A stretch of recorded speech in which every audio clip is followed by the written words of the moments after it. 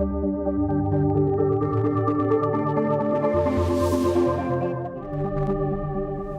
मैं आपको यूट्रस या गर्भाशय, जिसको हम आम शब्दों में बच्चेदानी भी कहते हैं, इसके बारे में बताती हूँ कि ये कैसी दिखती है, इसका महिला के शरीर में क्या काम होता है, इसमें क्या परेशानी हो सकती है जिससे निसंतानता होती है, इसको हम कैसे जान सकते हैं और फिर इसका क्या इलाज कर सकते हैं। गर्भाशय महिला के शरीर का बहुत ही महत्वपूर्ण अंग होता है। इसकी लंबाई 6 से 7 सेंटीमीटर होती है और इसकी चौड़ाई 3 से 4 सेंटीमीटर होती है। इसका आकार त्रिकोण शेप में होता है, जिसके ऊपर के दोनों सिरे ट्यूब के साथ जुड़े हुए होते हैं और नीचे यह योनि में खुलता है। ये 3 हिस्सों में विभाजित होता है, फंडस, बॉडी और सबसे नीचे वाले हिस्से को सर्विक्स कहते हैं। इसकी 3 परत होती है। सबसे अंदरूनी परत को हम इंग्लिश में एंडोमेट्रियम कहते हैं। बीच वाली परत जो मांसपेशियों की बनी होती है उसे मायोमेट्रियम कहते हैं और सबसे बाहर वाली परत जिसे पेरीमीट्रियम या सिरोजा कहते हैं। अब महिला के शरीर में इसका क्या काम है? सबसे पहले जैसे बच्ची युवा अवस्था में आती है तो पीयूष ग्रंथि से कुछ हार्मोन्स रिलीज़ होते हैं जो कि गर्भाशय की अंदरूनी परत को बढ़ाते हैं, उसमें बढ़ोतरी होती है। और जैसे माह के कुछ आखिरी दिन होते हैं तब यह परत झड़ जाती है और ब्लीडिंग होती है, जिसे हम माहवारी या पीरियड्स कहते हैं। ये 2 से 7 दिन तक रहती है। जैसे बच्ची युवा अवस्था में पहुंचती है तो कुछ हार्मोन्स पीयूष ग्रंथि से रिलीज़ होते हैं जो कि गर्भाशय के अंदरूनी परत को बढ़ाते हैं। उससे अंदरूनी परत यानी कि एंडोमेट्रियम में बढ़ोतरी होती है और महीने के आखिरी दिनों पर वह झड़ जाती है, जिससे ब्लीडिंग होती है, जिसे हम माहवारी या पीरियड्स कहते हैं। यह नॉर्मली 2 से 7 दिन तक रहती है और हर माह आती है, इसीलिए इसे मासिक या माहवारी भी कहा जाता है।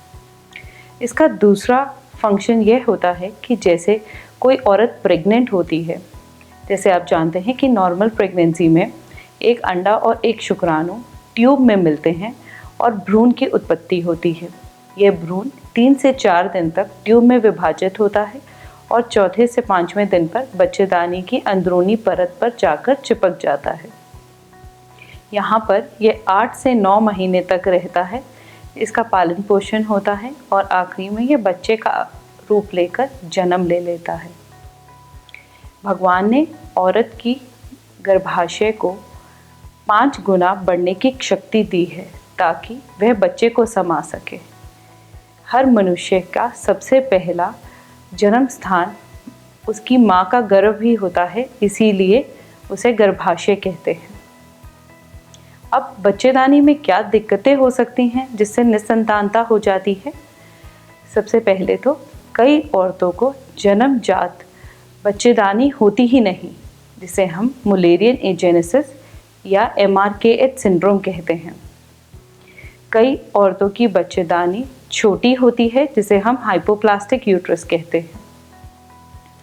अगर आकार की बात करें, कई बार संरचना में भी विकृति हो जाती है, जैसे कि unicornuate uterus, didelphys uterus, bicornuate uterus या यूट्रस के अंदर कोई पर्दा होना, जैसे कि सेप्टेट यूट्रस, सबसेप्टेट यूट्रस या आक्वेट यूट्रस। इन सब में बच्चा या तो लगता नहीं और अगर लग जाए तो जल्दी गर्भपात हो जाता है। अब परत की बात करें तो परत कई बार हार्मोन के इन्फ्लुएंस में पतली या मोटी हो जाती है। कई बार परत आपस में चिपक जाती है। इसके भी कुछ कारण होते हैं, जैसे कि कुछ इन्फेक्शंस हो जाना, संक्रमण जो कि TB वगैरह में भी हो सकता है, उससे अंदरूनी परत खराब हो जाती है और आपस में चिपक जाती है, जिसे हम इंट्रा यूट्राइन एडहेशंस या सिनिके कहते हैं। तो कई बार कुछ औरतों की बहुत ज़्यादा ब्लीडिंग होती है डिलीवरी के बाद या अबॉर्शन के बाद, तो ऐसी औरतों को सफाई की ज़रूरत पड़ती है। सफाई होती है तो एंडोमेट्रियम पूरी खुरेच दी जाती है, तो उसके कारण भी आपस में चिपकन हो जाती है, जिसे हम एशरमैन सिंड्रोम कहते हैं। उसके बाद कई बार परत में कुछ पॉलिप्स हो जाते हैं या रसौलियाँ हो जाती हैं जिसे हम फाइब्रॉइड्स कहते हैं। ये तो हुई अंदरूनी परत की बात।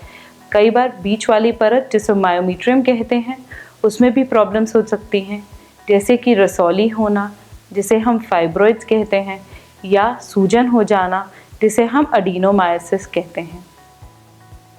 अब हमें कैसे पता चले कि किसी औरत की बच्चेदानी ठीक है या उसमें कोई परेशानी या दिक्कत है?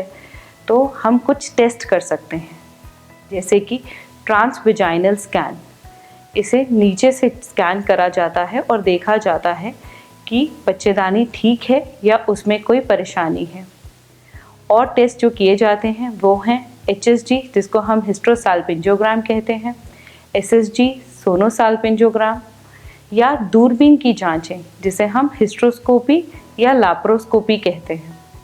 इसके द्वारा हम देख सकते हैं कि औरत की बच्चेदानी में क्या परेशानी है। उसके बाद जब हमें परेशानी मिल जाती है तभी हम उसका निदान कर सकते हैं। कुछ मेडिकल ट्रीटमेंट होते हैं, जैसे कि हार्मोन्स के अंदर कभी खराबी हुई हो तो हम उन्हें दवाइयाँ देकर ठीक कर सकते हैं। अगर कोई गांठें हों या कोई पर्दा हो तो हम ऑपरेशन के द्वारा हिस्ट्रोस्कोपी और लाप्रोस्कोपी के द्वारा उसको ठीक कर सकते हैं और हर महिला को संतान प्राप्ति हो सकती है।